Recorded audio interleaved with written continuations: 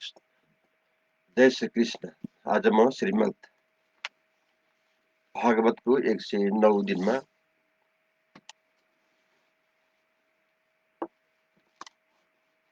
9वां अध्याय पाठ करने जा रहा हूँ। इसमें अमृत परिवेशन विषय में हम श्रवण करेंगे। नभे भो ही सब असुर गण पात्र आसी हरि लीन नभई मोहिनी धरी कपट सुधा सुरन को दोन।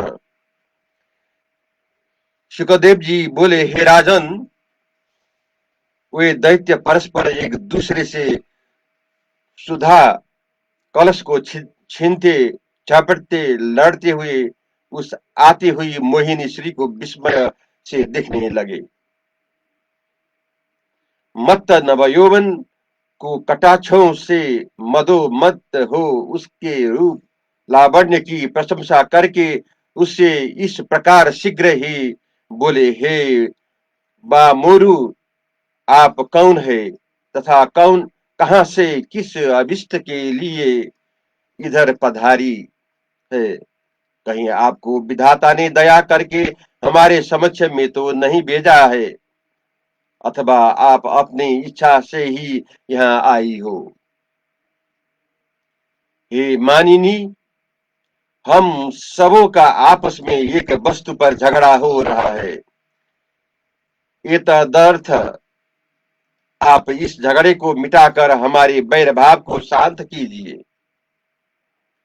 हम सब कश्यप के पुत्र भाई भाई हैं और हम सब ने सोनूर परिश्रम करके यह अमृत का घड़ा निकाला है,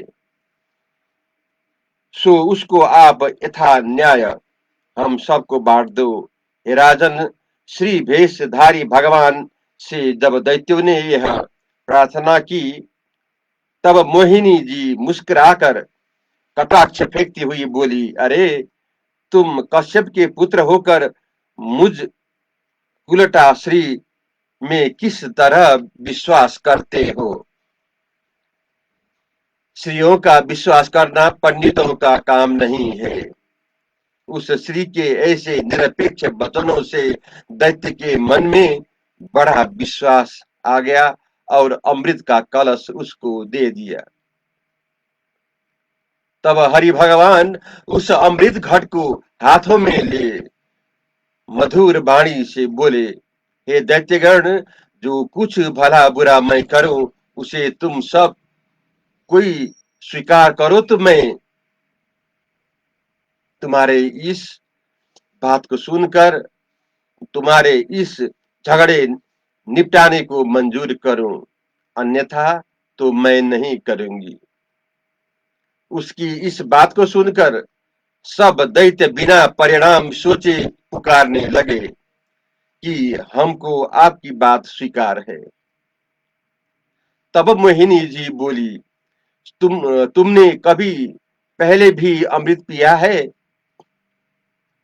देखो, ये ऐसे नहीं पिया जाता। इसको इस प्रकार पान करो कि सब दैत्य उपवास रख स्नान कर अग्नि में आहुति दे, ब्राह्मणों से सोस्ति वाचन करा, सुंदर नए नए वस्त्रों को पहनाकर पूर्व दिशा में आगे की और बिछे हुए उषा के आसनों पर जा बैठो। फिर उस सभा मोहिनी ने हाथों में अमृत का कलश लिए प्रवेश किया। उस समय इसकी इसकी खुशी हुई चोली को, इसकी मंद हवन को देखकर, हसन को देखकर देव दानव अपने शरीर की सुधि भूल गए। भगवान ने सोचा कि इन दैत्यों को अमृत का देना सर्प को दूध पिलाने का समान है, इसलिए उनको अमृत न दिया और उनकी अलग पंक्ति कर दी। देवता अलग बैठे और दैत्य अलग बैठे। फिर हाथ में कलश लेकर अनेक प्रकार की बातों से दैत्य के मन को डिगाते हुए दूर बैठे हुए देवताओं को जरा और मृत्यु का दूर करने वाला अमृतपान करा दिया। वे स्नेहबद्ध असुर अपनी पहली प्रतिज्ञा के कारण श्री से विवाद करना बहुत बुरा समझकर चुपचाप देखते रहे और कुछ भी खोटी बात मुख से न निकाल सके। तब राहु बोला कि मुझको तो इसमें कुछ दाल में काला दिखाता है, सो मैं जाता हूँ। ऐसे कहकर देवताओं का वेश बनाकर ये राहु देवताओं की पंक्ति में घुसकर अमृत पान करने को गया। चंद्रमा और सूर्य दोनों को बीच में बैठकर दोनों को बीच में छिप कर बैठ गया। इसको फिर सुनिए। ये राहु देवताओं की पंक्ति में घुसकर अमृत पान करने को गया। चंद्रमा और सूर्य दोनों के बीच में छिप कर बैठ गया। जब मोहिनी भगवान सबको पिलाते पिलाते आए तब चंद्रमा और सूर्य ने इसकी सूचना दी।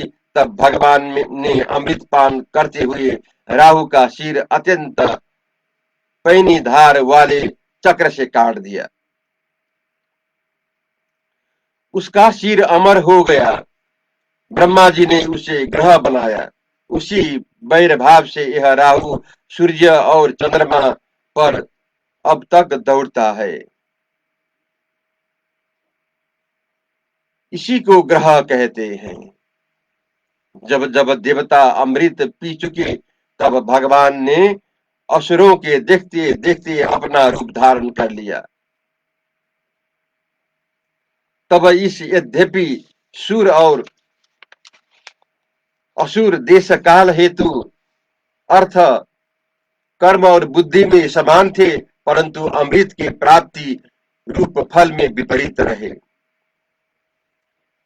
इससे यह समझना चाहिए कि प्राण धन मन कर्म वचन से और पुत्रादि को के लिए जो कुछ किया जाता है वह सब असत होता है और उन्हीं प्राणादि को से जो कुछ भगवान निमित्त किया जाता है वही विशेष फल देने वाला होता है। जय श्री कृष्ण। अब मैं 10वां अध्याय प्रारंभ करने जा रहा हूँ। इसमें देवासुर संग्राम के वर्णन होता है। दैत्य सुरंसु जब भयो भीषण युद्ध अपार तो 10वें में है कथा जल प्रकटे करतार। सुखदेव जी बोले, हे राजन, इस तरह यद्यपि दैत्यों ने समान परिश्रम किया था परंतु भगवान से विमुख होने के कारण उनको अमृत न मिला। इस प्रकार अमृत को सिद्ध कर और देवताओं को उसे पान करा के सबके देखते देखते भगवान गरुड़ पर चढ़कर चले गए।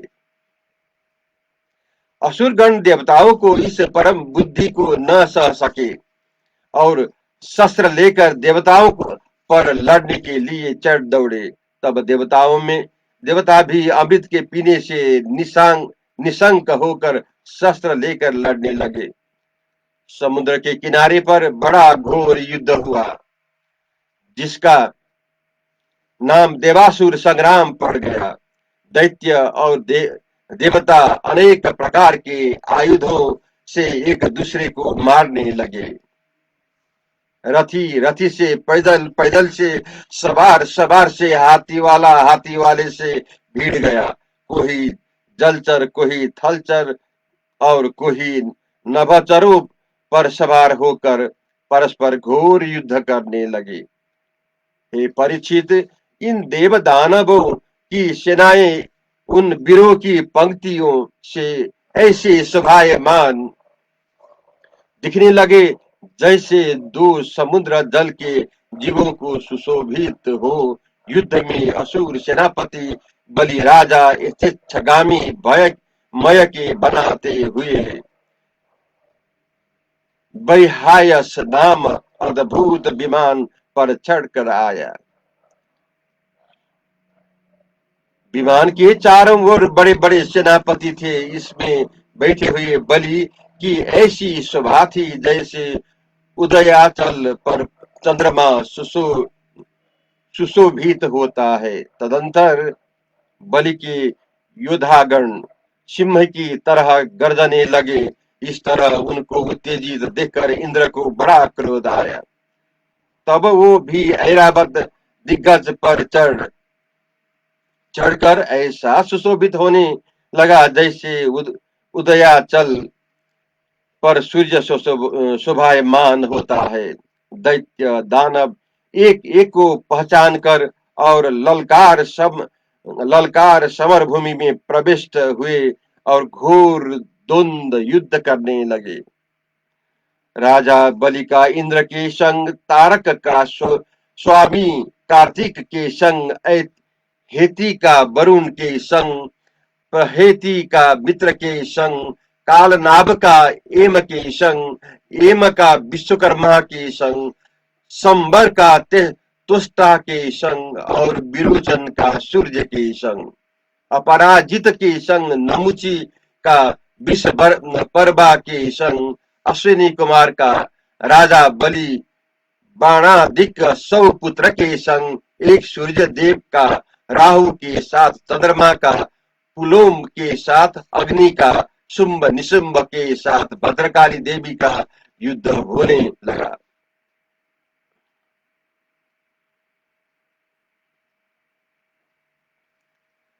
इस तरह दैत्य और दानव दो दो मिलकर आपस में एक दूसरे को जीतने की इच्छा से पैनी पैनी बाण, खड़क और तोमरों से एक दूसरे को मारने लगे। बलि ने 10 बाण इंद्र के और 3 ऐरावत के, चारों हाथी के पादरक्षरों को पादरक्षकों के और एक महाबत के मारे। सॉरी, इंद्र ने उस बाण को आता देखा, अपने पैने बाणों से उन्हें बीच में ही काट गिराया। बलि ने इंद्र के इस अद्भुत चमत्कार को देख उल्का की भांति चमकती हुई एक शक्ति उठाई, उसको इंद्र ने उसके हाथ ही में काट गिराया। फिर सुख प्राप्त तोमर, ऋषि आदि जो अस्त्र बलि ने उठाए, वो सब इंद्र ने मार्ग में ही काट गिराया। तब दैत्य लोग देवताओं की सेना और पर्वत बरसाने लगे। उन पर्वतों से दवाग्नि से जले हुए वृक्ष गिरने लगे और बड़े बड़े शिखरों सहित बड़ी बड़ी शिला देवताओं की सेना को चूर चूर करने लगी। तदंतर समुद्र अपनी मर्यादा को छोड़कर उछाल प्रचंड पवन के वेग से उठी लहरों सहित गंभीर भंवरों से सब भूमि को डुबाता हुआ दिखाई दिया। इस प्रकार दैत्य ने जब ऐसी माया रची, तब सब देव सेनागण दुखी हो गए। जब इंद्रादिक भी इस माया का प्रतिकार करना नहीं जान सके, तब उन्होंने नारायण का ध्यान किया। ध्यान करते ही भगवान प्रकट हो गए। भगवान के आने पर असुरों की कपट माया ऐसे दूर हो गई जैसे जागने पर स्वप्न की बातें दूर हो जाती है। संग्राम में गरुड़ वाहन भगवान को देखकर सिंह पर चढ़े हुए काल नेमी ने एक त्रिशूल मारा। भगवान ने उस त्रिशूल को गरुड़ के मस्तक पर पड़ता देख सहज ही में पकड़कर उसी से सिंह और काल नेमी दोनों को मार डाला। तदंतर माली सुमाली नाम दैत्य लड़ने के लिए आए। तब भगवान ने अपने चक्र से उन दोनों के सिर काट दिए। इतने में माल्यवान एक बड़ी तीक्ष्ण गधा लेकर गरुड़ के मारने को दौड़ा। तब भगवान ने चक्र से उसका भी सिर काट दिया। जय श्री कृष्ण।